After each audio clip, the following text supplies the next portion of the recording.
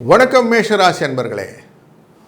துலாம் ராசிக்குள்ளே சூரியன் வரக்கூடிய இந்த காலகட்டம் உங்கள் மனதிலே சில அச்சங்களை கொண்டு வரக்கூடியதாக இருக்கும். ஆனாலும் குரு உங்களுக்கு அதிசாரமாக கடகராசியில் உள்ள நுழைகிறார். அதனாலே மனதிலே இருந்த எண்ண ஓட்டங்கள் பயங்கள் நீங்கும். முக்கியமாக மருத்துவ செலவுகள் குறையும். உங்களுடைய சிநேகம் ரிலேட்டடாக கொஞ்சம் எக்ஸ்பீரியன்ஸ் பண்ண வேண்டியிருக்கும். கொஞ்சம் நெகட்டிவ் ரோல்ஸ் எல்லாம் நிறைய கிடைக்கும். வீட்டிலே பிள்ளைகளின் வாழ்விலே சில முன்னேற்றங்கள் உண்டாகும். தொழிலிலே வளர்ச்சி கிடைக்கும்.